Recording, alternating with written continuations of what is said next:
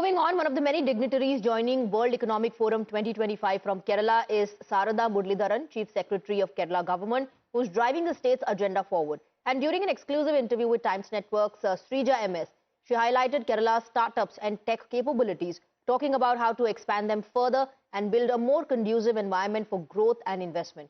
Here are the excerpts. So here we are at the Promenade 67, which is the Bharat Pavilion, and joining me here on Times Television Network is Ms. Sarada Muraleedharan, who's the Chief Secretary to the Kerala government. Thank you so much, ma'am, for speaking to us. Thank you. And we've been seeing how Kerala has been having a flurry of engagements over the past 2 days or so, be it IC, AI, robotics, tourism. Now, you have been highlighting various strengths of Kerala. But could you try and stress more about the startups, where not really much has been spoken about? If you could throw some light on in terms of where, I believe that's an emerging sector, right? Where does the strength of Kerala lie? Now, so Kerala is an interesting state in that, its resources are not much to do with land and infrastructure, but more with human resources. And it's been something that Kerala has invested in. It's held Kerala good in the fact that it's been able to, that much of the technical resource of Kerala has gone and made a name for itself in the global market. But more importantly, in the startup economy, Kerala actually is doing fabulously great. We are one of the best startup ecosystems of the country. We have been acknowledged to be so, not only for India, but also in Asia and on the global scenario. We've had MIT set up its very first super accelerator lab outside of MIT, outside of the USA, in Kerala.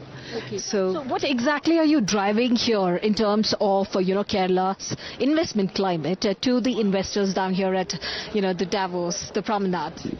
Now, what Kerala is trying to do is to bring to the attention of the world that Kerala is a good place to invest in, that Kerala looks at sustainable development, that Kerala is robust as far as business reforms is concerned, that there are certain strengths of Kerala that have all been coming together in terms of its network in infrastructural capability, in human resources, in terms of the parks, the very specific centers of excellence that have been developed, the R&D facilities, the lab testing facilities, all of these are, and the opportunities that have been coming in with the industries corridor, with Palakkad coming in as part of as the industrial hub, the transshipment port in Vizhinjam. So there are many things which are just falling together, coming into place right now.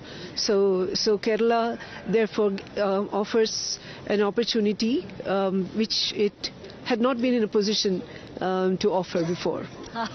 Right. So also another important question is, we've down south, be it Karnataka or Tamil Nadu for that matter, they've always been talking about how they are one of the biggest industrial hubs or manufacturing, research and development centers.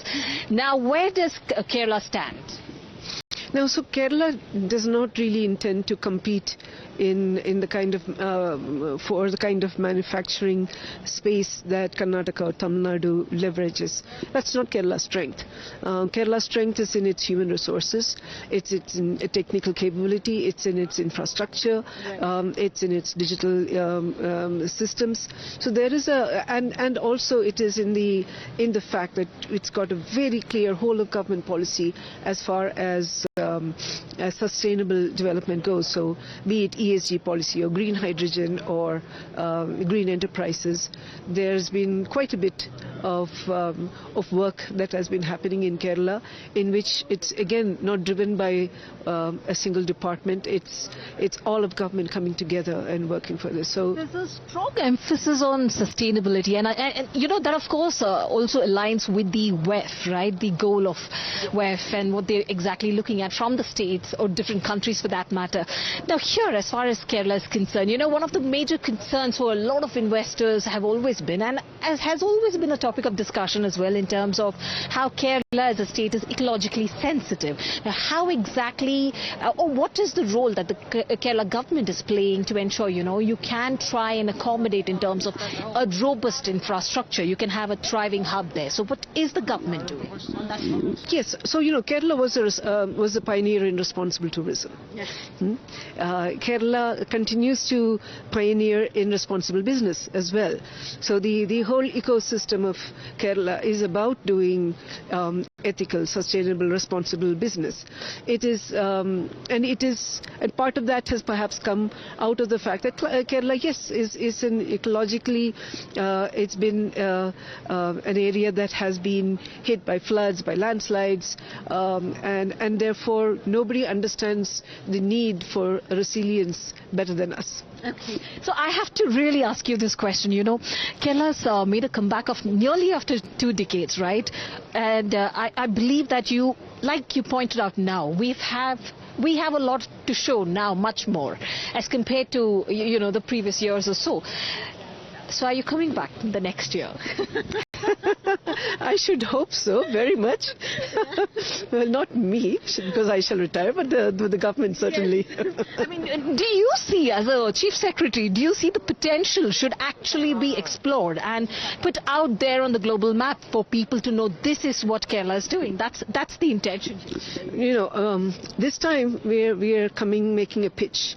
Next time, I think it's going to be people coming to see what it is that we have delivered. Yes. Thank you so much, Ms. Sarada, for speaking to Times.